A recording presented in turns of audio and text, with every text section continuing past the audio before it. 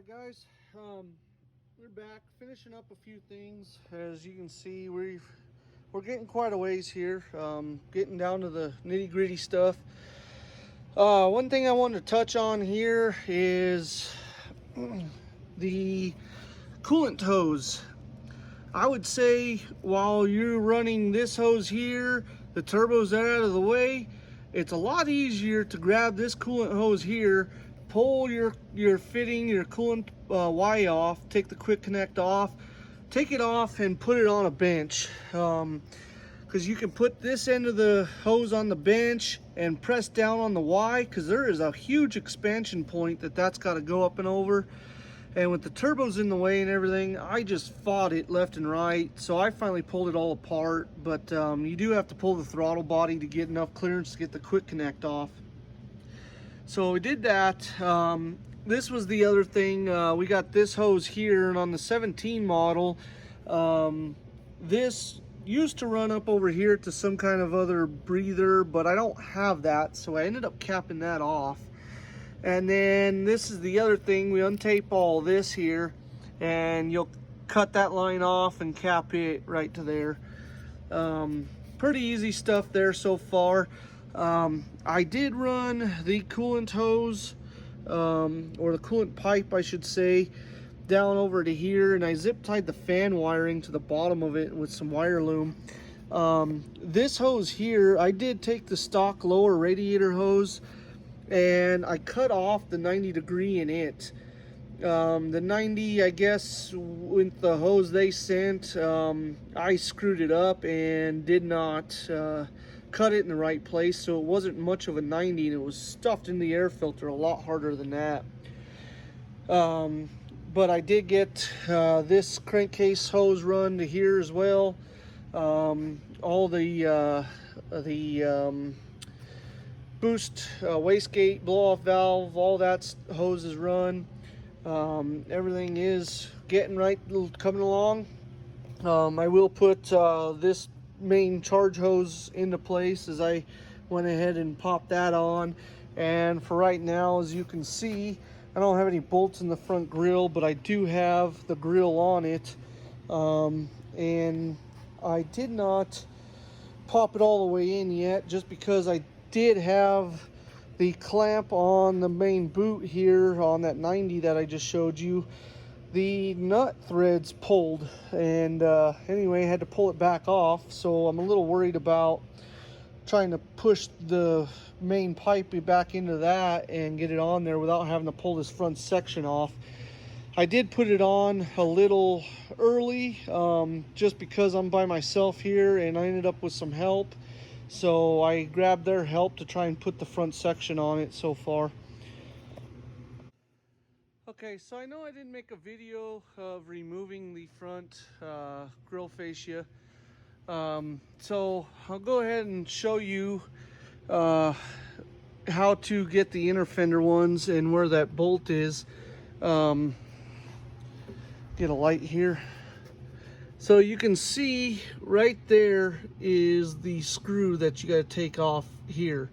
That was after I have pulled out, as you can see on the floor over there, the inner fender here. Once you do that, then it's this connector here, this connector here, and this connector that'll pop off. Everything else can stay there and the front fascia will come off.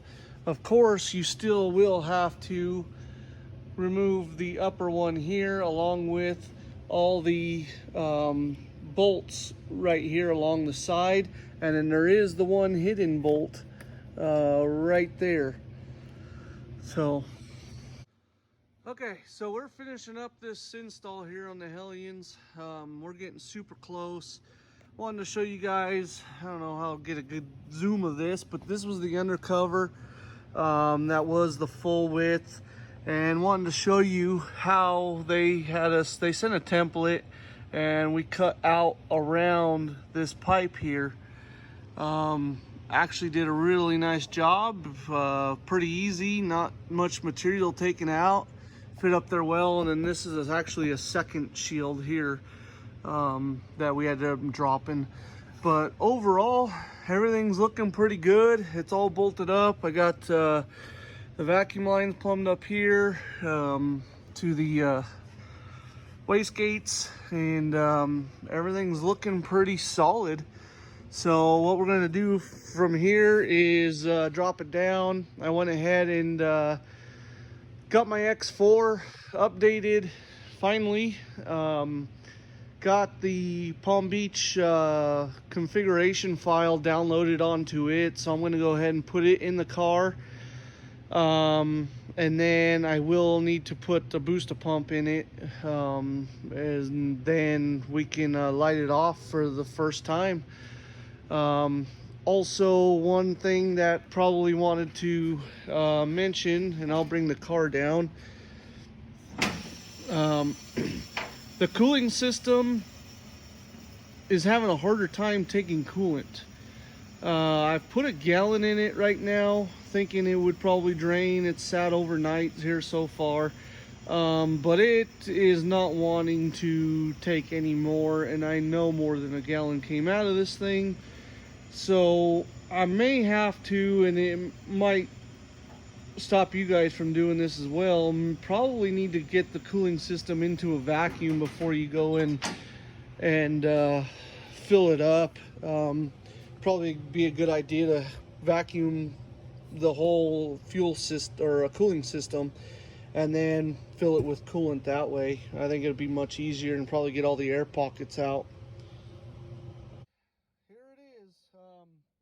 I did not show putting the tune in the car, or putting the, loading the configuration file on the computer, just because I've probably got 4 or 5 hours trying to get the SCT device updated and actually take an update instead of failing all the time or locking down.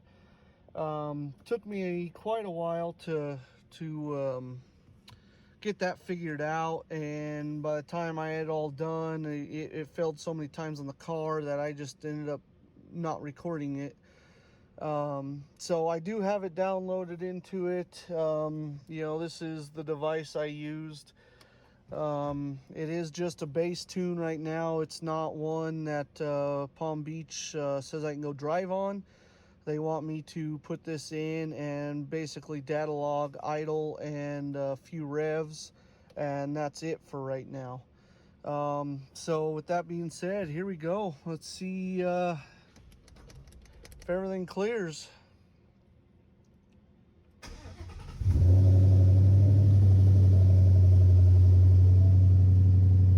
We do have an engine light. That's a bummer.